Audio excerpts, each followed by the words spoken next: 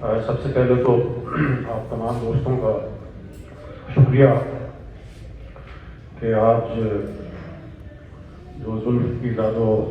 کی یاد میں یہ کراچی پریس کلب میں آپ جمع ہوئے۔ میں کوئی پچھلے 25-30 سال سے کراچی پریس کلب کا ممبر ہوں اور مجھے یاد نہیں پڑتا کہ ہمارے بہت سارے جو اراکین ہیں جو دنیا سے گزر گئے تو صرف ایک اجلاس ہو جاتا ہے کہ اس کی یاد میں، اور زلف میں سمجھتا ہوں کہ بہت ہی خوش نصیب اس لحاظ سے کہ اس کو اتنی اچھی فیملی ملی، اتنے اچھے دوست ملے کہ آج ہم اس کی دوسری برسی کراچی پریس کلب کے ابراہیم جلیس ہال میں منا رہے ہیں۔ کیونکہ عمومی طور پہ ایسا ہوتا ہے کہ ظفر اقبال کا ایک شعر ہے کہ تیری یاد میں جلسہ تعزیت تجھے بھول جانے کا آغاز تھا۔ تو صرف ایک اجلاس ہوتا ہے جس میں ہم یادیں تازہ کرتے ہیں اور اس کے بعد اس شخصیت کو بھول جاتے ہیں۔ جیسا کہ سب دوستوں نے بھی ظاہر گفتگو کی کہ زلف کے اندر کوئی ایسی چیز تھی، ایک تو اس کا یہ کنٹریبیوشن جو سوسائٹی کو اس نے دیا، اور دوسرا یہ کہ اب اس طرح کے لوگ بھی صحافت میں بالکل فعال ہی نظر آتے ہیں کہ جن کے خمیر میں یہ تینوں چیزوں کا امتزاج ہو، جسے ہم سیاست کہتے ہیں، ایک نظریے کی سیاست، دوسرا لٹریچر، اور تیسرا پھر اس کے ساتھ صحافت مل جائے۔ تو یہ جو بلینڈ ہے، امتزاج ہے، یہ ایک شخصیت مجموعی طور پہ وہ بناتا ہے جو کہ زلف میں یہ ساری چیزیں ظاہر موجود تھی۔ وہ ایک نظریے، ایک تو سب سے اچھی بات یہ کہ جو شروع دن سے اس کا نظریہ رہا، آخری دم تک اسی نظریے پہ قائم و دائم رہا، اور اس کو اس نے پریکٹس بھی کیا، نہ صرف اپنی پروفیشنل لائف میں بلکہ اپنی ذاتی زندگی میں بھی۔ اور پھر میں یہ بھی دیکھتا ہوں کہ اگر ہمارا کوئی دوست گزر جاتا ہے پریس کلب کا ممبر، تو اس کی فیملی کا پریس کلب میں آنا جانا، اس کے ساتھ ایک تعلق ختم ہو جاتا ہے۔ لیکن میں اکثر دیکھتا ہوں خالدہ کو یہاں نظر آتی ہیں، مجھے مرسا بھی نظر آتی ہیں، تو انہوں نے ایک پریس کلب کے ساتھ بھی وہ اپنا ایک ریلیشن شپ جو ہے وہ اس کو توڑا نہیں ہے۔ تو یہ اچھا لگتا ہے کہ کسی دوست کا، ویسے تو ہم ظاہر شاموں کو پرسوں ہم اکٹھے بیٹھے ہیں، میں زلف اور ارشاد ہم اکٹھے شام میں بیٹھتے تھے، اور زلف کے اندر مطلب ایک روشنی تھی، ایک روشنی کا حالہ جسے کہنا چاہیے، کہ آپ اس کی ساتھ بیٹھ کے جتنا وقت بھی گزارتے تھے تو آپ کو کوئی بوریت کا احساس نہیں ہوتا تھا۔ شاہ لطیف کے اس کو بہت ازبر تھے، شاہ لطیف موسیقی کا دل دادا تھا، اور سیاست تو ظاہر ہے اس کی گٹی میں پڑی ہوئی تھی، نظریے کی سیاست۔ تو یہ ساری چیزیں تو ہم بہت انجوائے کرتے تھے، ایک دوسرے کی قربت کو، ایک دوسرے کی صحبت کو، محفل کو۔ پھر ظاہر ہے اچانک چلا گیا، ایک وقت آتا ہے ہم سب پہ آنا ہے، اس سے کوئی مفر نہیں ہے کہ سب نے ایک ایک کر کے فانی دنیا ہے، اس سے چلے جانا ہے۔ لیکن زلف کا جو بھی کیریکٹر تھا یا اس کا کنٹریبیوشن تھا، وہ میں سمجھتا ہوں آج آپ سب کی موجودگی اس بات کی گواہ ہے کہ زلف ہم سب کی یادوں میں، ہم سب کے دلوں میں، دماغوں میں ہمیشہ زندہ رہے گا، اور انشاءاللہ ہم اس کو اسی طرح اس کی لائف کو سیلیبریٹ کرتے رہیں گے، اس کو یاد کرتے رہیں گے۔ خالدہ نے کوئی یہ کام بھی اپنے ذمہ لیا تھا کہ وہ اس کے دوستوں سے مضامین لکھوا کے کتاب کا سوچ رہی تھی، تو میں سمجھتا ہوں کہ اس کتاب کو بھی آنا چاہیے، اور پھر اس کی مہورت بھی یہیں ہونی چاہیے کراچی پریس کلب میں، تاکہ زلف کے جو بھی اس کی شخصیت تھی، اس کی لائف تھی، اور اس کا جو کام تھا وہ آگے بڑھتا رہے۔ میں ایک بار پھر آپ تمام دوستوں کا، ساتھیوں کا शुक्रिया अदा करता हूँ कि आप यहाँ तशरीफ लाए और जुल्फ की यादों में शरीक हुए। बहुत शुक्रिया। इंडिविजुअल केर कुझु बि न आहे। अबू या असांखे तालीम ॾिनी त सभिनी खे मिली करे हलणो आहे। मां शागिर्द सियासत में जॾहिं वियमि त तॾहिं मां उहा कलेक्टिविज़म सिखी त गॾिजी कीअं जिदोजहद कबी आहे ऐं पंहिंजो दुख न हूंदो, असांजो दुख हूंदो आहे, असांजूं तकलीफ़ूं हूंदियूं आहिनि, त सभिनी खे उन जे लाइ हमेशह आवाज़ उथारणु खपे या ज़िमेदारी आहे, छोकी जे थोरो नथा कयूं। ऐं जेका रियासत आहे ॾाढी आहे, ज़ालिम आहे, उन जे ख़िलाफ़ आवाज़ उथारणो आहे। असांखे ख़ौफ़ न आहे खाइणो, वेही न आहे रहणो। त इहे सभु जेके ॻाल्हियूं आहिनि इहे सिर्फ़ु कचहरियूं ॻाल्हियूं न हुयूं, पर अमली तौर ते अॻो पंहिंजे सहाफ़त में इनखे इम्प्लीमेंट कयो। सिर्फ़ु ख़बरूं न हलायूं, पर अॻो उनखे पंहिंजो ओपिनियन ॾींदा हुया। अॻो जेके एडिटोरियल्स आहिनि उहे लिखिया आहिनि, जेके हिन वक़्तु बि मौजूदु आहिनि, जॾहिं असां उनखे वापसि पढ़ूं था त रेलिवेंट महसूसु कनि था त जेको आमराणो दौरु हुयो उन सां ही दौरु बि कहिड़ो कनेक्टेड आहे, जिते लिखियल आमराणी सूरत हाल आहे, सचो सामरे त हले थी पई आहे। उन्हनि शयुनि खे अबूअ लिखियो, सम्झायो, सेखारियो। ऐं मुंहिंजे ख़्याल में इन ते मां इहो चई थी सघां त मूंखे पंहिंजे पीउ ते फ़ख़्रु आहे त अमली तौर ते इहे सभु शयूं अबूअ इम्प्लीमेंट कयूं माण्हू नथा कनि। इहे सभु ॻाल्हियूं पढ़ी लिखी पंहिंजा मुफ़ाद हासिलु करे काॾे वञनि था, अदा था वञनि, का ख़बर नथी पए। पर मां थोरो ई ग़लति फ़लसफ़ी जो चवणो हो त को माण्हू केतिरो मुहज़ब आहे, उन्हनि जो अंदाज़ो इन में लॻाए सघे थो त नई ठही जे मुताबिक़ नसुनि जे मुताबिक़ उनजो रवैयो छा आहे। त मां इहो सम्झां थो त हिकु मुहज़ब तरीन माण्हू हुयो ज़ुल्फ़, ऐं ज़ुल्फ़ जो जहिड़ो आहे त नज़रियो ई जहिड़ो नई ठही जी मुस्तक़बिल जे बारे में रुगो इज्तिमाही न हुयो, रुगो साफ़ती न हुयो, उनजी इनफ़िरादी बि हुयो। त उन्हनि घर में मतिलबु जहिड़ो ई पंहिंजे ॿारनि जे मुस्तक़बिल जे लाइ उन्हनि अंदाज़ न सोचियो आहे जहिड़े अंदाज़ सां ई मुफ़ाद करणु ऐं दौलत पुॼारी सोचींदा आहिनि, उहो इन्हनि अंदाज़ सां सोचियो आहे त उन्हनि जी फैमिली जा सभु ज़रूर मेंबर आहिनि त हिकु सुठो इंसान थी उनजी बि ग्रोथ थिए। ऐं मां सम्झां थो त इन्हनि जापोर में, इन्हनि स्ट्रगल में, इन्हनि जिदोजहद में ज़ुल्फ़ साहब कामयाब वियो आहे। ऐं मूंखे उहो घड़ी यादि पई अचे त विरसा खे फ़ोन आयो, मूंखे विरसा जो फ़ोन आयो मूंखे त बाबा जी तबियत ख़राबु आहे, जिना अस्पताल वठी वियो। मां हैरान थी वियो त 12 दिन मूं सां गॾु हुयो, हाणे घर थी रहिया आहिनि ते अचानक छा थी वियो होॾे पंहिंजो कंहिं जिना अस्पताल जी इमरजेंसी में फ़ौरन पहुतो। अॼु पुॻो बि न हुयुसि त विरसा जो वरी फ़ोन आयो वेंदे त बाबा ॿुधायो। ऐं हीअ हिकिड़ी कैफ़ियत जहिड़ी आहे त डॉक्टर तौरु मां इमरजेंसी में बि ड्यूटी कई आहे त जॾहिं को हिकु माण्हू ईंदो आहे को इमरजेंसी सूरत हाल में, डॉक्टर वाकई जो जज़्बे सां उन्हनि समूरो स्टाफ हो जज़्बे सां ई चाहींदो आहे, जांच कंदो आहे। सॼी स्ट्रगल मुख़्तसर इहा ई आहे त ज़ुल्फ़ खे असां कीअं ॾिठोसीं। तमामु घणा उनखे किताब लिखी सघनि था, तमामु घणो उनखे ॻाल्हाए सघे थो, पर ज़ुल्फ़ में हिकिड़ी जेका शइ उहो ॾिठी त चवंदा आहिनि त बाबा उहो माण्हू जंहिं मां सभु को ख़ुशि हुजे उहो मुलाक़ात ज़ुल्फ़ उन तबियत जो माण्हू हो हा कंहिंखां रंजाईंदो न हो या मुंहुं न फेरींदो, पर जंहिंसां उनखे न लॻंदी उनजे वेझो बि न वेंदो। इहा ई उनजी निशानी हुई त उहो मुनासिब न हो, माण्हुनि जी ॼाण रखंदो, उनखे ख़बर ई केरु कीअं थो हले, केरु मूंसां रस्मी थो हले थो हले, केरु मूंसां सचो आहे, उनखे सॼी इहा ख़बर हुई। बसि इहा हिकिड़ी ॻाल्हि आहे, बाक़ी सदा साहब बि वेठो आहे, उहो बि बाक़ी हमारे जो मुक़ररु रहमो बात करे। अच्छा इहो ॿुधाईंदो रहंदुसि जॾहिं मां हैदराबाद जी साहब जॾहिं करे कराची आहे थोरी सो भॼण करे माहौल जेको अवामी आवाज़ जो तमामु ज़बरदस्त हो। ऐं मूंखे हैदराबाद जी सहाफ़त ऐं कराची जी सहाफ़त में वाज़े फ़र्क़ु नज़र आयो। हिते तमामु घणो दोस्तानो माहौल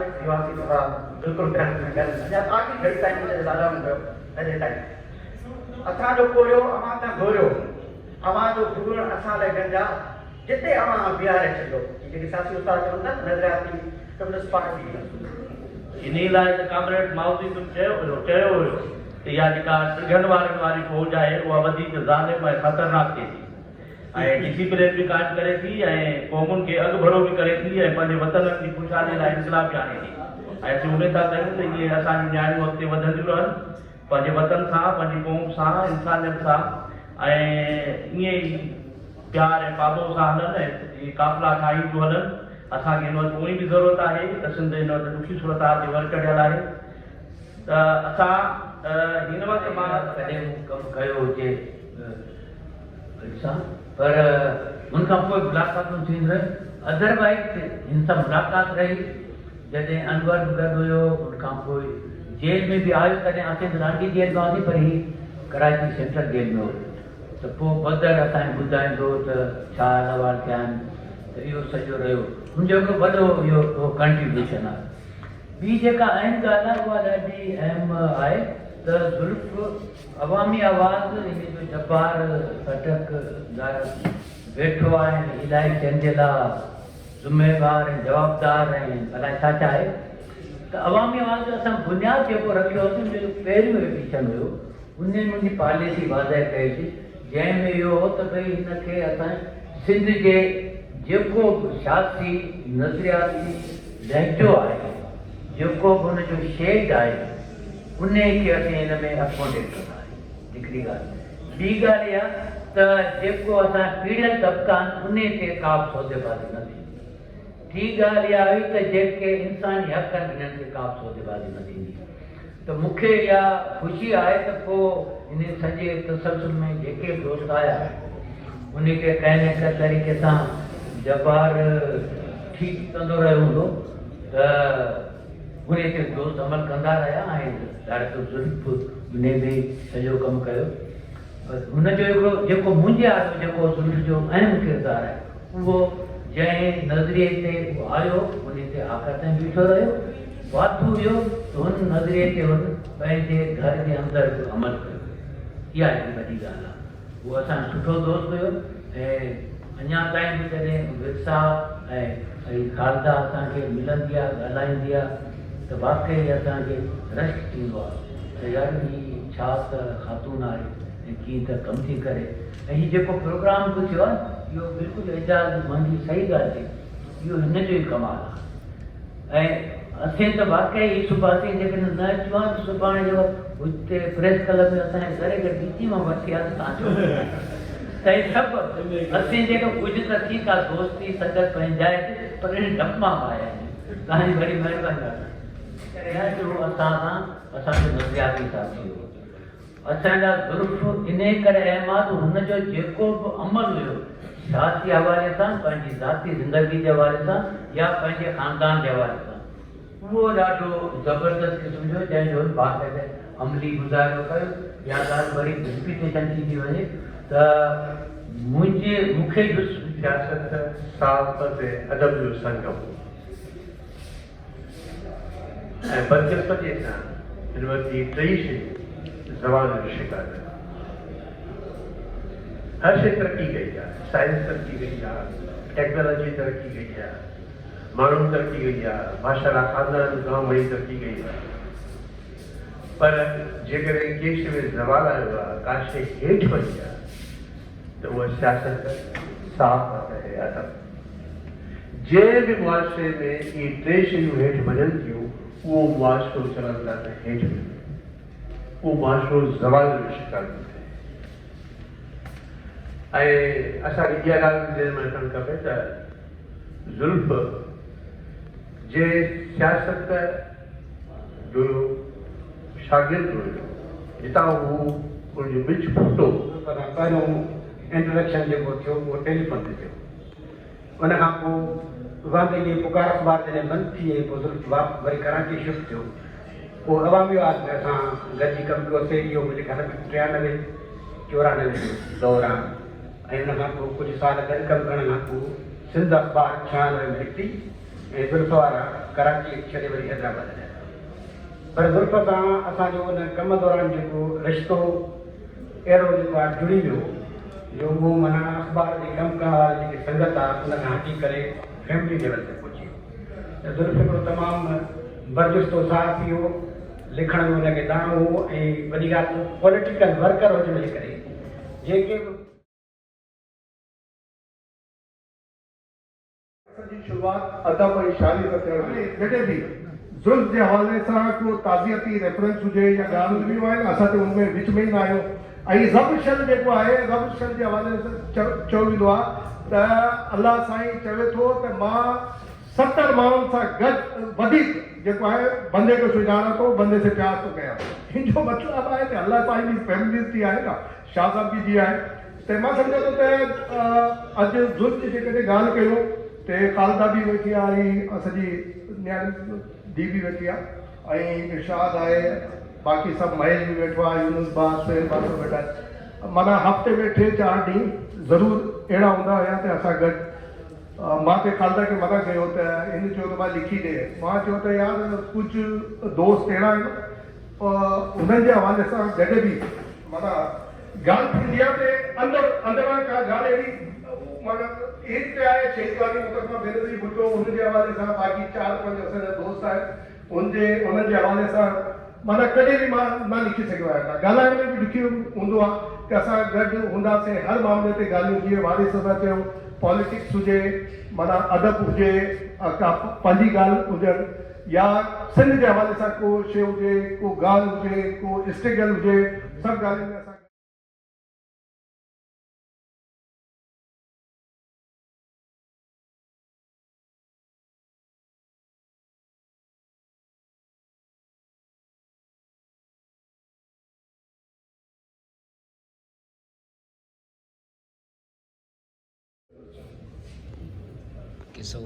पहले बात तो ये है कि मुझे अच्छी तरह याद है, और एक इंकिशाफ है खालदा के लिए और सारे मेरी बेटियों के लिए, कि जब मैं एंजाम में डॉक्टर साहब ने मुझे बुलाया और मैं गया, और उसके बाद जब अवामी आवाज़ में मेरा ट्रांसफ़र हुआ और ज़रार के साथ मुझे काम करने का मौका मिला, तो उस दौरान जुल्म और मेरे दरमियान एक मुआहिदा हुआ। और आज मैं चाहता हूं कि वो मुआहिदा मैं आपके सामने रखूं। और हमने ये मुआहिदा किया कि हमने तमाम जिंदगी तरक्की पसंद और कम्युनिस्ट ख्यालात के साथ गुजारी, अपने अपने आदर्श जहां जहां हम दे सकते थे हमने दी।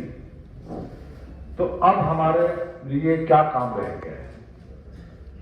तो उसी दौरान हमारे दोनों के जहन में एक ख्याल आया और एक हमने मुआहिदा किया दोनों में, और ये खामोश मुआहिदा था। और वो मुआहिदा ये था कि वारिस तुमने अपनी बेटियों को आला तालीम दिलवानी है और जुल्म तुमने अपनी बेटियों को आला तालीम दिलवानी है। ये हमारा असासा होंगे। और आज मैं बहुत फख्र के साथ ये बात कह सकता हूं अपने लिए भी और जुल्म के लिए भी कि हमने वो काम करके दिखाया। और आज मेरी 6 बेटियां, ये कराची के दोस्त सब जानते हैं, लैला रजा से लेकर और गना रजा तक, और मेरी विरसा से लेकर मेरी 4-5 बेटियां। तो ये जो हमने अपने नजरिए से सीखा और उस नजरिए को जो हमने ट्रांसफॉर्म किया, ये बुनियादी तौर से हमारा काम था जो हमने किया, और इस पर हमें फख्र भी है और ये हमारा फर्ज भी था जो कि हमने किया। दूसरी बात ये है कि ज़रार ने अभी एक बात कही, वो होता ये था कि हमारा जुल्म जो है ना बड़ा मसरूफ रहता था न्यूज़ में। तो ज़रार और मैं इत्तेफाक से एडिटोरियल पेज दोनों हम देखते थे। तो मेरे जहन में अचानक एक ख्याल आया और मैंने ज़रार से कहा कि यार हमारे यहाँ जो मौजूद लोग हैं हम उनसे क्यों ना लिखवाएं। ज़रार ने कहा कि भाई आप कोशिश कीजिए। मैंने तो बड़ी कोशिश की। तो मैंने भाव से वो कॉलम लिखवाए जो कि इंतहाई खूबसूरत गुफ्तगू, खूबसूरत उसकी सिंधी और खूबसूरत अदायगी और मैं समझता हूँ ज़रात शायद बेहतर जानते होंगे कि वो रिकॉर्ड यकीनन होगा कहीं ना कहीं। और दूसरा था हमारा दोस्त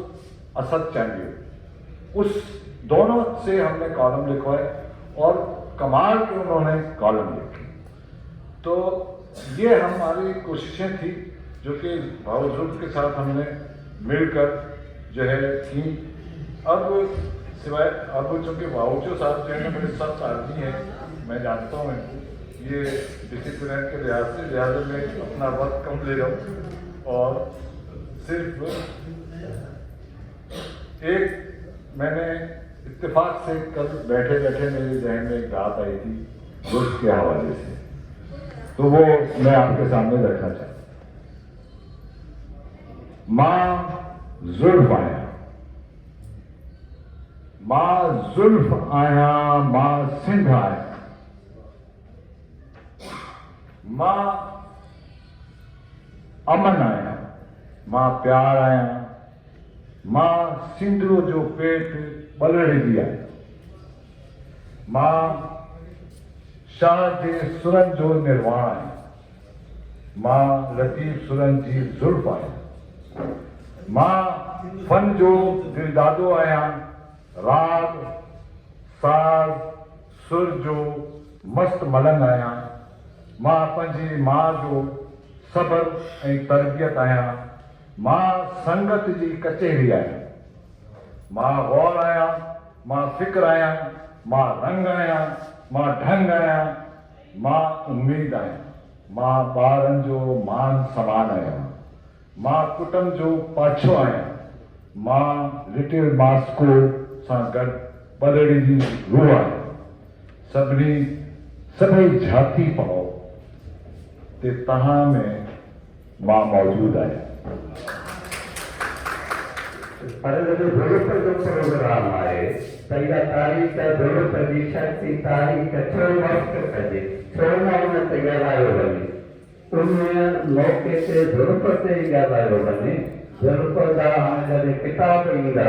त उन्हनि किताबुनि ते तव्हां डिस्कस करे सघो था। तो मुंहिंजो इहो ख़्यालु आहे त ज़रूरत जी शख़्सी तारीख़ आहे, हुन जा केतिरा ई पासा आहिनि जेके हेॾनि प्रोग्रामनि में ई असां ज़ाहिर करे सघे। को फीडबैक हूंदो त ज़ाहिर आहे त शाइर बि हूंदो, लेखक बि हूंदो ई हूंदो, त तूं इहो ग़लति थो चईं त तूं राइटर न आहीं ऐं तूं सिर्फ़ु न्यूज़ जो माण्हू आहीं।